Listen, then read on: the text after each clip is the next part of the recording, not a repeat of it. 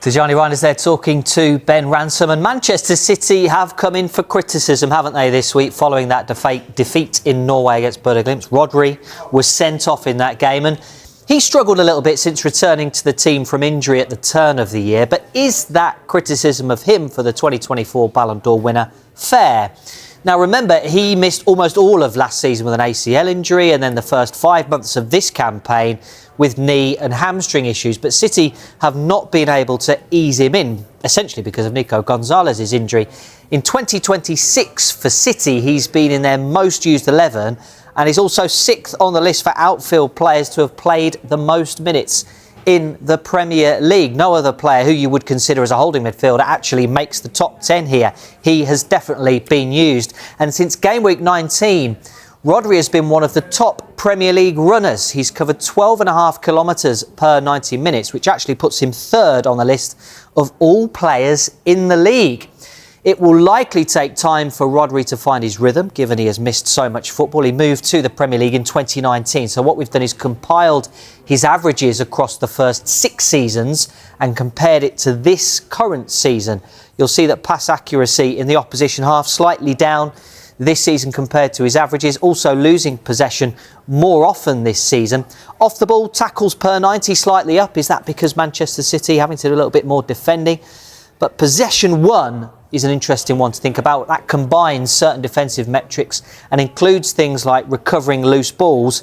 Possession won at the moment for Rodri this season is down compared to his averages across his first 6 seasons. This is what I think of Rodri and why he is so good at it. Since his debut, no City player has attempted more tackles while defending a transition.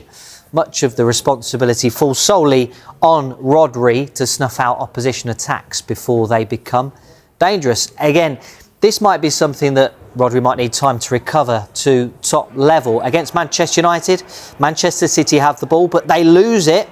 And United have a chance in transition. Dorgu runs away from Rodri, he makes the foul and eventually gets a yellow card for that one. City slightly overrun, Rodri maybe slightly overrun.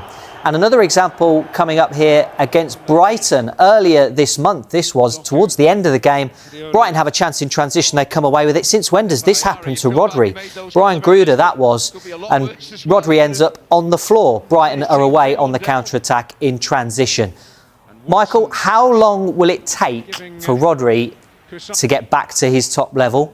Is any criticism of him unfair, seeing as he's been out for such a long time? Am I pointing at you or not? That criticism on some of that. To be fair, you look at the Brighton game. Yeah. Do you know, he's just coming back again. Do you know, once he gets into the stride, we can talk about minutes in January 2026 or whatever, the whole team are struggling. So the transition's going to be totally different. We can break it up however we want. He's still got to build confidence as well, regards to going in to make the tackles, to make the challenges. Later on in games, it'll be fatiguing. Just coming back as well, I think, and we can look at some of those. So I think he's getting frustrated. Yeah. You can see as well in the week, Bodø Glimt, you know, he obviously got that red card and something's not right with where he's at. I thought maybe as well, Pep maybe could have just tweaked it a little bit defensively, just got a little bit, made him a little bit more solid to try and stop that happening. But we've got to be careful with some of those stats, I do believe, because you know it's going to take him naturally a long time to get back. I mean that was essentially what I was trying to illustrate, that he's having to run a lot and we've got to give him time to get back. And I think there's not many teams actually that will just play with almost one central midfielder. And a lot of the time that he's been at City, he's had Gundogan next to him, maybe Kovacic next to him, someone like Kevin De Bruyne who's got an amazing energy on him and an amazing engine when he was in his prime. So Rodri hasn't got anyone like that anymore. Do you know what they've changed as well? Is we have to understand as well, they're going back to front a little bit quicker. Yeah. Tijani Reinders, he's the one who will run and make that difference. Nico has been covering for him in the middle as well. Phil Foden stepping inside. So it has been a different Manchester City. The full-backs are coming in. We've not really seen that support as much, you know, to come inside and help him. But do you know what I really liked about that stat? When he has come back, the distance covered. Yeah. Which tells me he's getting there regards to his base fitness line. It's the other ones though now next. It's the little tighter areas, the speed of the feet, little quickness in and around, just to go and win those challenges, just to drive out of space, and you know, if someone's next to him as well, he can just be able to get away rather than that sort of the longer one. But he's getting better. And you make a good point actually about the game and actually City changing, but essentially the Premier League has changed since Rodri was injured and missed almost like pretty much a year of football. The Premier League that he left when he got injured is different to the Premier League that he's returning to now. We've got set pieces, we've got aerial challenges left, right and centre, we've got man-to-man off the ball, we've got increased physicality. It's like a different Premier League that he's coming back to that he's got to adjust to. Is that fair? Yeah, it's fair. I think we could probably think it's changed. It's more direct. We're seeing from kick-off, we're going literally, you know, push it back, push it to corners. We're seeing set pieces, long throws. Corners are so important now. It's almost gone full circle rather than that slow build-up. So the stats will change. You know, we have to have a base for them, but really, at times we can only take certain things from them. Yeah.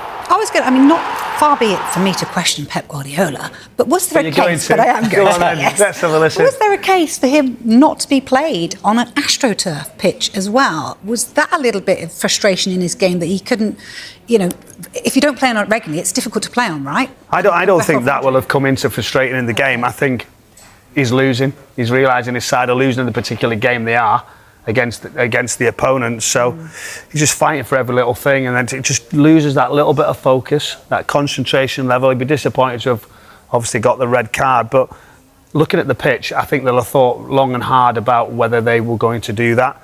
They made the decision because they were very light. I think you looked on your Rico Lewis, Max Alain, Kushinoff. Shows you how much they need. Do you know, I thought in some ways he maybe could have played Rodri in a defensive role. Yes, do you know, as a centre back, just to sort of say, stay there. You can drive forward and make the extra one when needed, but about experience. Do you know, in that particular game, might be different in the Manchester derby. We've got Norway to come and support that back line. He's coming in a big money signing, yet he's not playing. He's not got the trust of the manager. He's sort of gone under the radar a little bit. I thought he might have been chosen a little bit more. Yes, he's been away, but it's going to be interesting to see where he goes next and how he fits in the team. Ake struggling a little bit, but being a wonderful pro. He's strapped up heavily on the left-hand side and he's trying to get through it. But the two young boys, Max Alain and Kushinoff, have been, you know, put in that responsibility to drive forward. So Rodri, he's the key. He's the one who obviously has that sort of aura and that understanding what's next, but he's obviously always as well fighting his own battle to get back to his best. We are used to seeing a City gallop their way through January and beyond, and you know, go on and usually win the title at potentially Arsenal's expense. We've seen that quite a few times. So at the moment, they don't look like that team that's going to. It's coming. It's just round the corner. It's on its way. That's what you're saying. Well, I was just saying, is it coming? Because they've just signed Semenyo, they've just signed Gay. Are these two players that are going to get them over that line, or are they a little bit too late?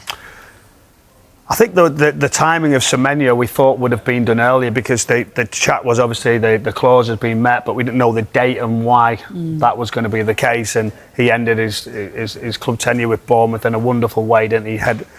Held up really high, as did Mark Gay, apart from the cup game was the one thing that didn't end well for Crystal Palace and himself.